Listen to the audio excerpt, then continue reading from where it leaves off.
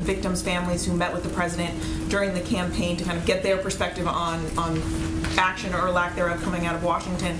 And some of them have expressed some real frustration that they feel that the president could be doing more here, that he could be putting more public pressure on Congress. Your response to that, and why aren't we seeing him today, for instance, come out and speak publicly and trying to urge more action here? Well, we issued, or are issuing, if it hasn't gone out yet, a public statement from the president in his name commemorating the anniversary of the death of George Floyd, a moment that impacted him deeply personally, as it did millions of Americans. As you know, he's meeting with the family today. He wants that to be a private discussion. He has a close relationship with them, or they've really impacted him in their courage and grace over the last year, and he felt it was important for that to be private. But look, I think we may just have a disagreement in terms of what the right strategic approach is to these negotiations moving forward and getting to the final outcome, which we all want to see, which is a bill that the president can sign into law. I will say that we are very engaged with a range of groups around the country, civil rights groups, police reform groups, and advocates about what they think is going to work, and we have kept them abreast of what our strategy is. I'll also note, though, that the president has also, while we've been pushing for this legislation, he also, when he was running for office, pledged to appoint DOJ leadership that would prioritize pattern or practice investigations, emphasize the importance of the Justice Department using the authority he spearheaded as senator to investigate systemic police misconduct. That's something the Attorney General has already moved forward on. And we also, in our initial budget calls that we put out several weeks ago, we called for increasing funding for the Department of Justice's Civil Rights Division by millions of dollars in order to advance accountability and reform. So I will say we are continuing to press in the way we feel is most effective and most constructive in coordination with the negotiators, but we also are taking additional steps that we can take and our administration can take to move forward accountability and justice. Go ahead. Thank you, Jen. Just to follow up on Mary's questions, why wouldn't the president use his bully pulpit today to call for police reform? Is it a missed opportunity? Well, Kristen, he used the opportunity of his joint session address, which is the highest profile moment any president of the United States has in their first year of office, to call for forward movement on police reform, to call for the George Floyd Justice and Policing Act to pass. And we put out a statement today, and he's meeting with the family. Again, I think this is a matter of what we feel is most constructive to move these negotiations forward and to get to the final outcome that everybody who advocates for justice, who advocates for reform wants to see, which is signing this bill into law. And when does he expect to see this bill on his desk? Is it this summer? I'm not here to put a new timeline on it, Kristen. He's encouraged by the statement we saw the negotiators put out yesterday, that they feel there is an opportunity for progress, for forward momentum, for forward movement. That certainly is significant coming from Democratic and Republican negotiators. As you know, Congress works very well when they have a deadline. There doesn't seem to be a deadline anywhere. As soon as possible, he'd like to sign the bill into law. As soon as possible. How does he keep the pressure up, though? He remains closely engaged and closely in touch with the negotiators about what is most constructive and what role he can play and we can play to leave the space for them to negotiate and to move toward a place where he can sign the bill into law. And following up on Russia, what message does it send to the United States adversaries that the president would hold a summit with President Putin in the wake of all of these recent provocations? That the President of the United States is not afraid to stand up to our adversaries and use a moment of in-person diplomacy to convey areas where he has concern and look for areas of opportunity to work together in areas where we have mutual agreement. But why not wait until they've shown some good faith on some of these issues before setting up a summit? Is he not, in some ways, offering him a victory here? We proposed the summit because we feel that it is an opportunity to move forward our national interests and our agenda.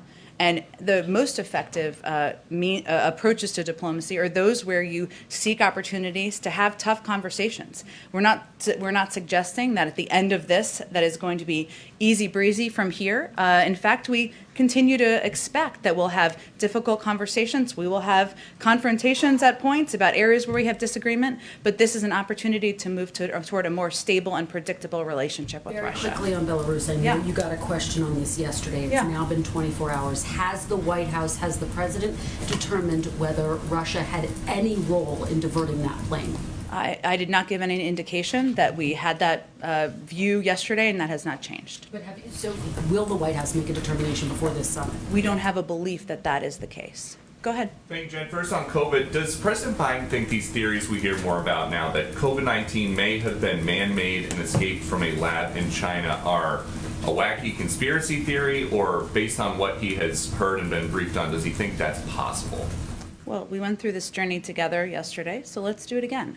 So the president believes there needs to be an independent investigation, one that's run by the international community. It's an international pandemic that has killed hundreds of thousands of people around the world. He believes the Chinese need to do more to put forward data, to be more transparent, and in the second phase of this effort, he's certainly hopeful that will be the case. And he believes that every theory should be explored through that process, but that we shouldn't jump to conclusions before that data and that information is made available. Thank you. And on the rise in violent crime, compared to this time last year, homicides up 113% in Minneapolis, up 38% in Philly, up 22% in Chicago. Just to clarify, the White House's position on this is that is mostly because of guns?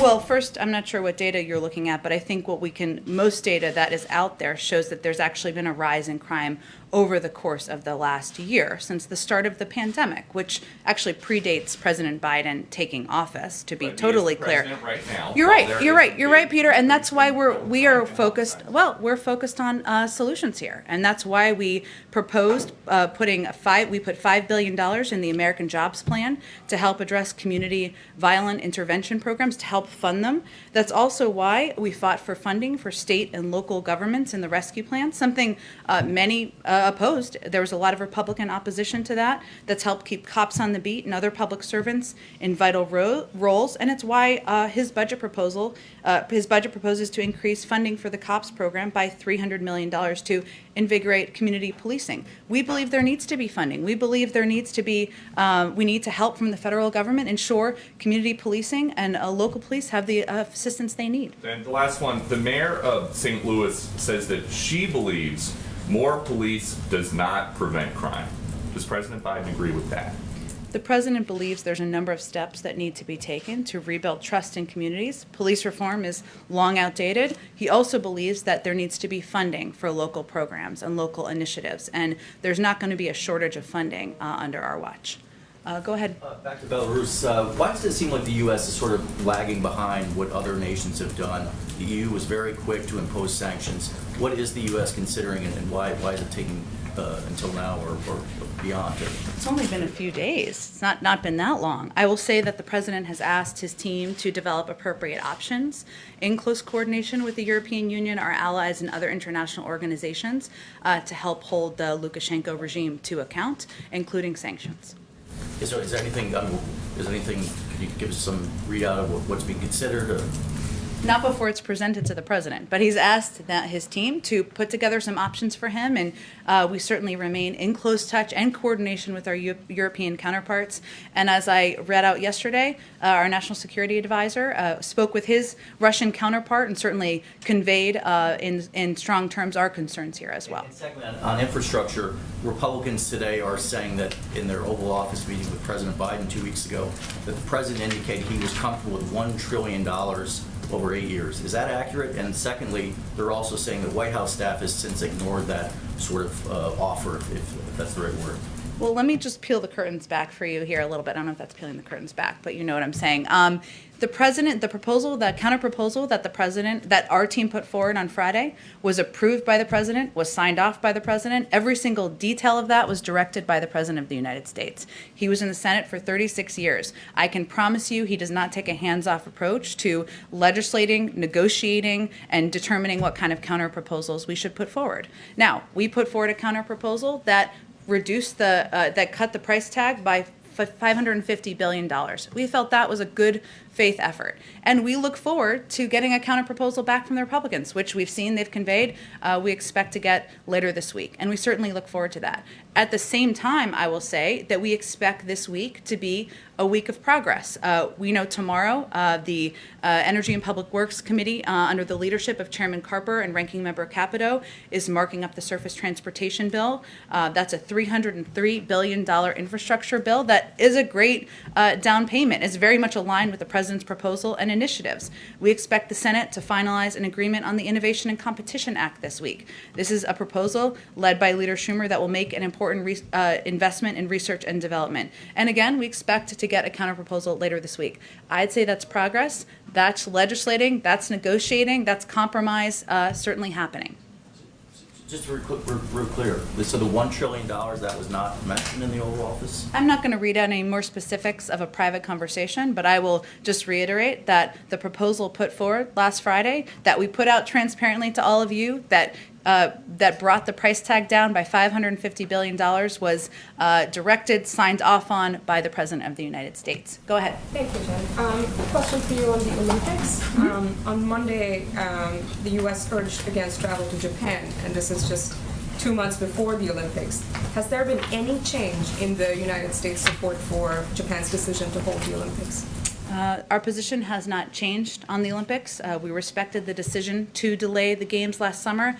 We understand the careful considerations that the Japanese government and the International Olympics Committee are weighing as they prepare for the Tokyo Olympics this summer, and the government has stressed that public health remains the central priority as they plan to host the Games. The President proudly supports U.S. athletes. I would note that we're talking about athletes, of course, traveling under the Olympic umbrella, which within their strict COVID protocols. This is one of the very limited categories of U.S. travelers that are actually planning on going to Japan for the Olympics. There are very specific entry and movement rules and procedures which the organizers have laid out in order to ensure the protection of everyone involved. Okay, and I just had a quick follow-up on Russia. Sure. You mentioned that the president is likely to bring up Ukraine in Belarus. What is going to be his message to President Putin specifically on Ukraine? I mean, despite Russia's announced withdrawal, a senior Ukrainian official told Reuters earlier that Russia still had about 100,000 troops near the border and in Crimea. Well, the president will continue to convey what has been his consistent message, that is Ukraine is a sovereign country. We respect, and we are closely coordinated with them. We support them in their efforts to protect their people and protect their borders. That's been a consistent message from him, and it will be the basis of his message to the Russian president in a couple of weeks. And will he bring up also the concerns about cyber attacks specifically, and specifically colonial as well, considering he said that, he did not believe the government was involved, but the malware was based in Russia? Well, again, there will be a range of topics. This meeting is about 3 weeks away, so certainly cyber has been a topic of discussion between the president and President Putin, but we'll have a much more detailed preview as we get closer to the meeting in a couple of weeks. Go ahead, Wisha. Thank you, Jen. On Russia, now that the summit has been formalized, were there any preconditions attached to the meeting?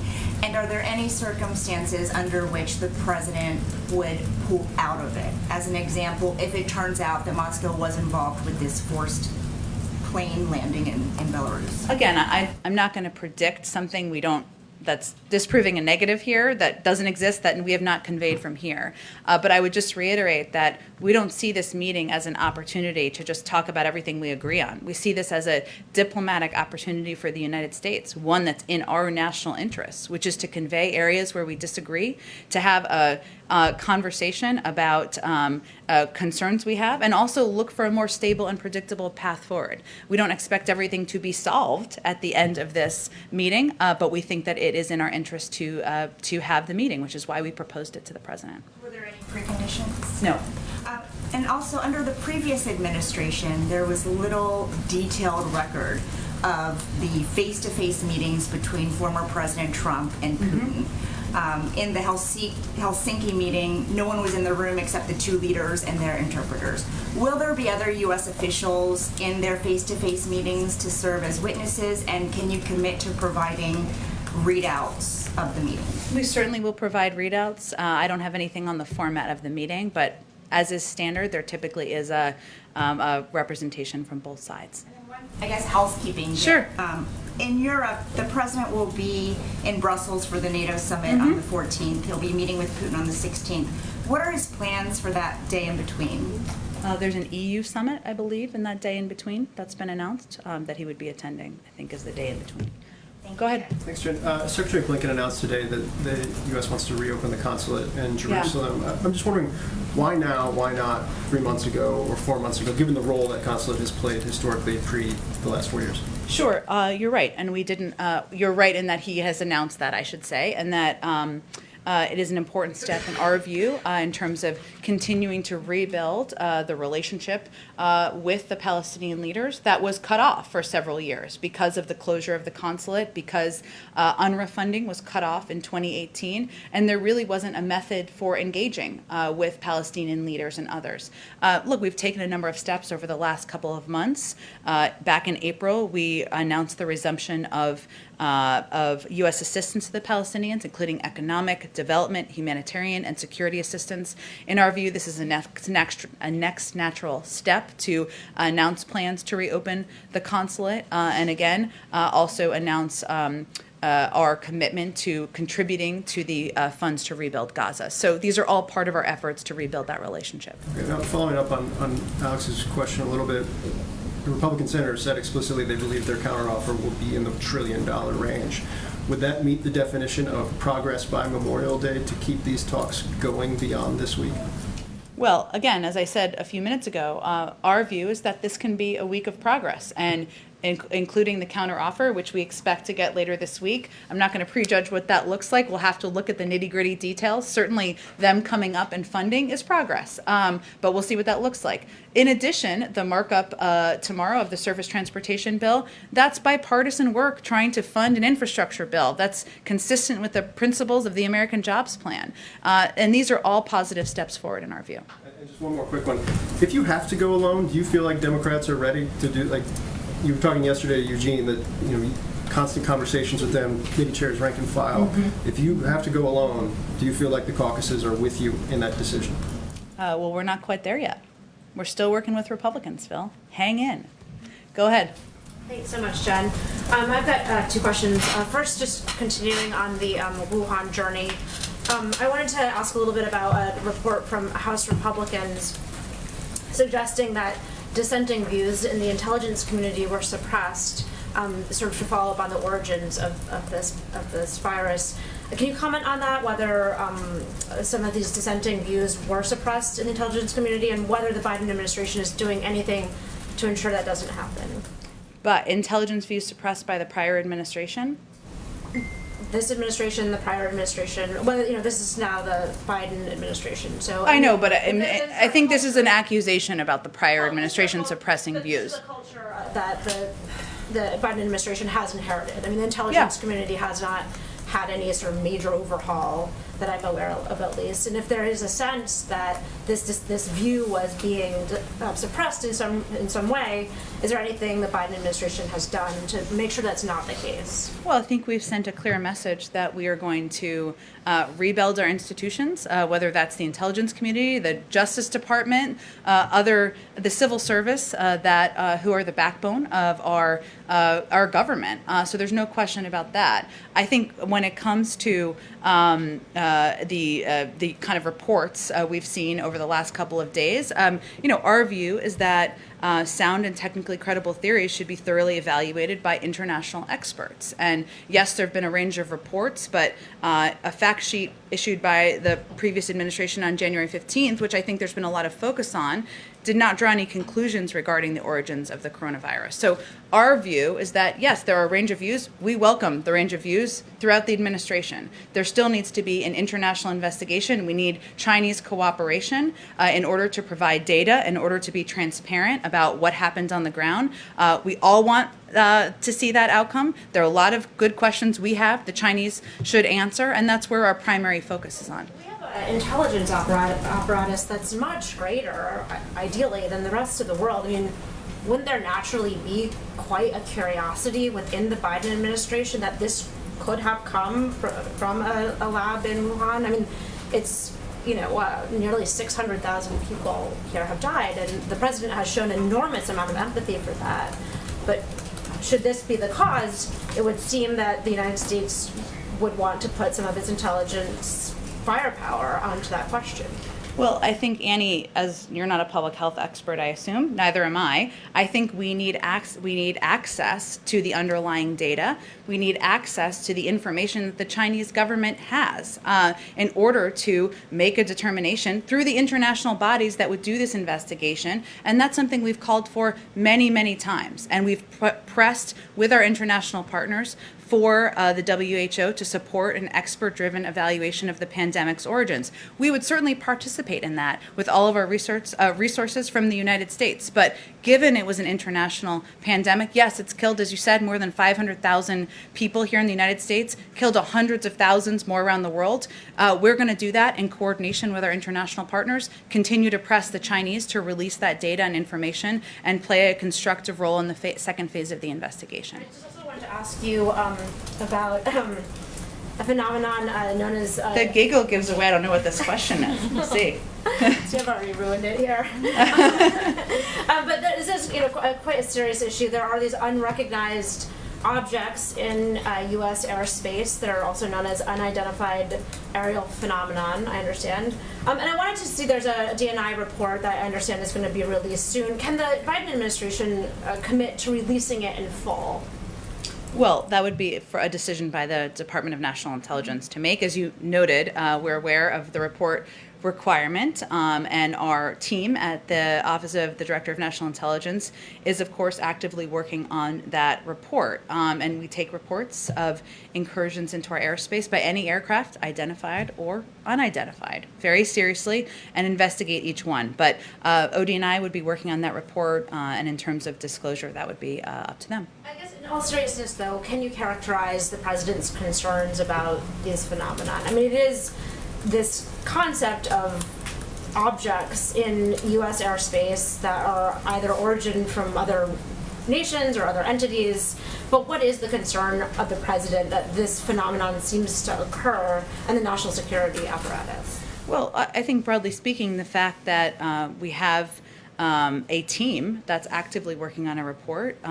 Certainly the safety of our personnel, security of our operations, our airspace are of paramount concern, whether that is identified or unidentified aircraft. And we don't discuss that publicly for a range of reasons, but certainly the president supports the ODNI putting together a report and following through on that commitment. Go ahead. On housing, today we saw that sales of new homes declined in April by more than analysts had expected, in part because of rising prices, because of the increasing cost of materials like lumber. Does the administration have concerns about what it's seeing in the housing market, in particular, both in the new homes and existing, and sort of the bidding war environment that's existing for a lot of existing homes right now, and what it can mean for the broader economy? Sure. Well, first let me say, for some middle-class families, I know not the ones you referenced, their home is their primary source of wealth. So the financial effects that some are feeling are positive. That said, the increase in housing prices we've seen does raise concerns for us about housing affordability and access to the housing market, which is certainly, as you alluded to, Jen, impacting many, many Americans. We recognize there is a need for new housing supply, particularly on the affordable end of the market. There are issues, supply and demand issues, as you are well aware of, with construction and supplies that are needed to build new houses, which we're seeing an impact on the market. One of the reasons that we proposed a number of the initiatives we did, including the neighborhood homes tax credit, which would renovate 500,000 single-family homes in low-income neighborhoods and help ease the nationwide shortage, is because we knew we could see this becoming an issue. So as our team looks at it, we recognize that, as we've talked about a little bit around other issues, restarting the economy is going to produce some bumps, and there are some barriers to increasing supply in the short term, supply and demand, et cetera. We're carefully monitoring these issues. We are cognizant of and concerned about housing affordability and access in the housing market, and our team is watching it very closely. Go ahead. Can I just follow up on some of the infrastructure questions? Both in some of the Republican senators' comments on the Hill today, in their written statement last week, there were mentions of sort of the White House staff potentially getting in the way of negotiations. This was also a theme that we heard back in February. Is there any daylight between the staff and the president in these negotiations? Do you think that, and why do you think that the Republicans are using this kind of wedge in this conversation? Well, I'm probably not the right source to answer the second part of that question, but I can tell you on the first, many people you can ask that question. On the first, the president oversees and directs his team as it relates to what he wants to see on negotiations, what kind of proposals he wants to see, and he signed off on the proposal that was put forward on Friday, which he felt, and we all felt, was a reasonable counteroffer, given it brought the price tag down by $550 billion. But this is an ongoing negotiation. We're eager to see what the Republicans propose or what their counterproposal looks like, and it sounds like we're going to see that in the next few days.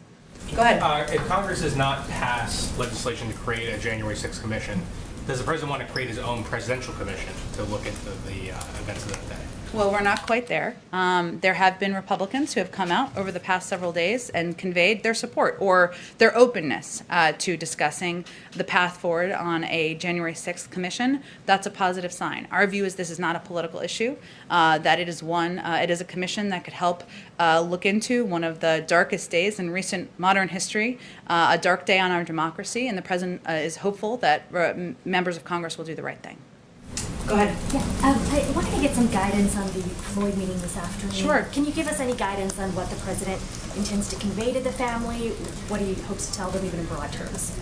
Well, I think a lot of the meeting will be him listening to them and hearing from them on what they want the path forward to look like. He'll provide them, I'm sure, an update on his efforts on the legislation and the negotiators, which is important to everybody who will be in that meeting. But he really wants it to be, he wanted it to be a private meeting because he has a personal relationship, and he wanted to hear how they're doing, give them an update on his efforts to sign a bill into law and ensure there's long overdue accountability. And, I expect we'll have a readout after the meeting. One more quick question, and that is, we were told that the administration moved to terminate members of the U.S. Commission of Fine Arts, and one of my colleagues reported out a story with an interview with the chairperson of this commission who said that in the history of this Commission on Fine Arts, this had never happened before, that the president or his administration had asked for the termination of all 3 members of the committee. Can you give us any clarification on why this move was made and why the president decided to remove these commissioners? I unfortunately don't have all the details on this. The little piece I recall is that a number of them were nominated just recently in January of 2021, so before President Trump left office. And certainly any president coming in has the right to nominate their own people to serve on a commission or serve in any positions in their own administration. But I can see if there's more details to provide to you. Go ahead. If there is not a negotiation that has been able to be reached on today on the George Floyd Justice and Policing Act, what is the president willing to do? What if this just cannot go through? Well, that's not the indication we've been given by any of the negotiators who put out a joint statement yesterday indicating that there was progress, that there was an opportunity to move these negotiations forward, and the president thought that was encouraging. Part of that was the issue of qualified immunity. How does the president feel is he more on the side of like Congressman Clyburn, who says let's take it out and come back to that issue, or more on the side of Representative Maxine Waters, who's like, I'm not just going to take just anything? How does he feel with that? Well, the president was a supporter of the original bill proposed, but he also wants to leave space for the negotiators. He has a great deal of trust in Congresswoman Bass, and he's looking forward to seeing what comes out of those discussions. One more question. What percentage of the approximate 48 million rental units that are available in the U.S., how many are actually covered under the eviction moratorium? That's a excellent question. I'd have to check with our Department of Housing and Human, HUD, the HUD. I'll check with our friends at HUD, and I'm happy to get a number to you if that's available. Go ahead. Thank you. And to build off her question on police reform, Sure. Is there a plan B? Would President Biden use executive action on police reform? Well, he's already, of course, taken many executive actions. He wants, at this point, he feels the most constructive role he can play is to stay in close touch with the negotiators, to make sure he is continuing to advocate for moving this legislation forward and leave space for them to negotiate. So we're not going to get ahead of that. He was encouraged by the public statement made by the negotiators, bipartisan, Democrats and Republicans, just yesterday. Lawmakers say they're making progress. Is President Biden happy with the progress they're making, or would he like them to pick up the pace a bit? The president looks forward to signing the bill into law as soon as possible, but he's encouraged by the fact that they're making progress, and he'll stay in close touch with them as they continue to negotiate. Go ahead. Thanks, Jen. A couple more on infrastructure. Senator Wicker up on the Hill just said a little while ago, not only is it the counteroffer going to be in the $1 trillion range, but he also said we're going to make an offer which will make it clear that we're not going to disturb the 2017 tax bill. If that is indeed the case, is there any way in which the White House would accept a counterproposal in which the 2017 tax bill is not touched? That sounds like a question for Senator Wicker. What are they proposing instead to pay for it? Well, I guess you guys need to see some of the details, but in terms of a top line, if that just flat out isn't touched, does that mean you guys can't come? The proposal is about investing in infrastructure, creating millions of jobs, making sure we're competing with China and preparing our workforce. The president proposed a way to pay for it. We're waiting hear back from Republicans on how they would propose to pay for it. So if they don't want to touch the 2017 tax cuts, $2 trillion tax cuts that did not end up having a windfall back to the American public, I guess that's their choice what they put in their proposal, but they have to propose an alternative. So I guess I hope you ask Senator Wicker that question. And then to bounce off another question as well, can you assure the American people that there is going to be an infrastructure package, whether it's negotiated between the White House, congressional Democrats, and congressional Republicans, or if this ends up going down the line of reconciliation in which Democrats come together and put forth their own plan? One way or another, however this comes about, are you confident that there, at the end of the day, is going to be an infrastructure package? Well, the president's only line in the sand is inaction. Right now, we're in the midst of bipartisan negotiations. We're looking forward to getting a counterproposal. We're seeing bills marked up over the next few days that are a down payment on the president's ideas. Those are all positive signs. So we're in the midst of progress here. So that's what we're focused on at this point. Go ahead. Thanks, Jen. To follow up on some of the questions about investigations, the origins of the coronavirus. Yeah. You've spoken a lot about the need for an independent investigation. What role does the Biden administration think U.S. scientists or CDC scientists should play in that investigation? Well, the WHO would be the body that would be overseeing a transparent, independent Phase 2 investigation. That's something we have strongly supported. That would require China finally stepping up and allowing access needed to determine the origins. Of course, the United States would be supportive of that second stage of the investigation, but it would be led by an international body. So the U.S. wouldn't take a leading role, essentially, in Again, the WHO, which we rejoined when the president took office, is the body that we have been pressing and is the appropriate body for moving this investigation forward. Just quickly, given some of the concerns among some economists and some lawmakers about inflation, has the president considered loosening trade barriers like some of the tariffs that were put in place during the last administration to sort of combat those concerns, or is he, I guess essentially, is he weighing lifting some of those trade barriers like tariffs? Well, we're constantly reviewing the policies of the last administration, but I would reiterate that monitoring inflation is obviously the purview of the Federal Reserve. Our economists have conveyed that they feel that the impact of our proposals will be transitory. The economy is getting going again, but in terms of any actions that would be taken, we would defer to the Federal Reserve. Go ahead in the back. Oh, and I'll come back to you. I'm sorry, I didn't mean to skip you. Go ahead. Yep. The Anti-Defamation League has noticed an increase of over 63% in reported anti-Semitic incidents since May 10th. Both the president and the vice president have condemned them, but can you discuss how the administration is working with various stakeholders and outside groups to try and curb them?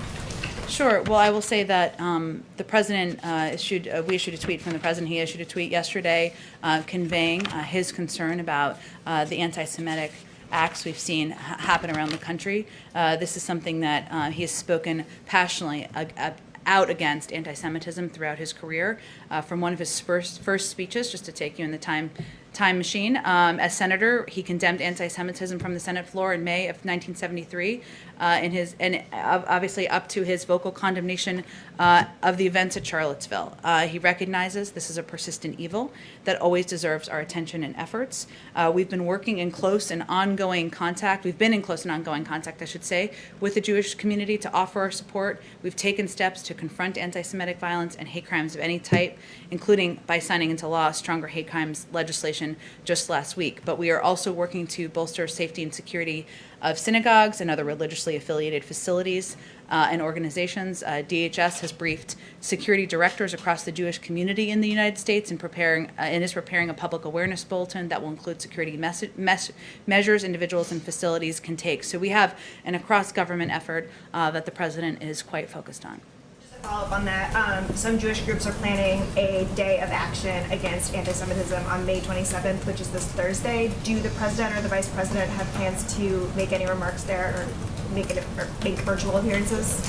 I know the president will be traveling on Thursday, and he'll in Ohio, and he'll be delivering an economic speech. I can see if there's anything more on scheduling plans to read out to all of you. Go ahead in the back. Just in terms of transatlantic travel, the EU last week announced an easing of restrictions on Americans coming into Europe, and yet most of the rest of the world is not permitted back into America at the moment. Does the president have any plans to ease restrictions on incoming travellers from the EU? Maybe like this summer, and particularly maybe the summit you mentioned next month in Brussels. Well, currently we have no announcements in regards to lifting existing travel restrictions. Any decision to change or lift them would be based on the guidance of our public health experts, of course, and an interagency process, including all relevant agencies, would be required to ensure a policy change is operationalized appropriately. I will say, of course, we want to have travel resume between the United States and Europe and other countries around the world. We're very mindful of the pandemic, ensuring we're taking every step we can to keep the American people safe, and that's why we rely on the guidance of public health officials. And just a quick second question. We're now more than 4 months into the presidency, and very few ambassador positions have been announced. A, when should we expect something on that? And B, just a bit more specifically, more than 24 members of Congress have written to the President calling for the appointment of a special envoy for Northern Ireland in light of recent an uptick in tensions there. Is there any plan to appoint a special envoy to Northern Ireland? Well, on the latter, we certainly continue to closely monitor issues in Northern Ireland. We welcome the provisions in both the trade deal between the United Kingdom and European Union and Northern Ireland Protocol which will help protect the gains of the Belfast Good Friday Agreement. I don't have any personnel to announce for you. That would be the State Department that would make that recommendation in terms of ambassadors. I know I keep saying this, but coming soon. But I don't have any update for all of you today. Go ahead. Okay, sorry, this has got to be the last one. Some governors and mayors want to use their portion of the $350 billion in direct aid from the American Rescue Plan on infrastructure, such as road and bridges repairs, but this type of infrastructure spending is prohibited under the American Rescue Plan law. Is the Biden administration open to offering more flexibility to allow cities and states to use their money on roads, bridges, and other infrastructure improvements? The state and local funding? Yes. From the American Rescue Plan, just to make sure I understand what you're asking about. Look, there were certain parameters that were quite broad that were put into this law and in the implementation phase of this as this money went out to communities. One of the areas was to ensure we keep cops on the beat, ensure we keep local, state and local officials in their jobs. And there's a range of ways that state and local authorities can use this funding, but there's a bill that is being negotiated to ensure we get infrastructure funding out to communities across the country, and we agree that it's a priority, but I don't have anything new on the parameters of it or intentions moving forward. Okay, thanks everyone. Thanks, Jen.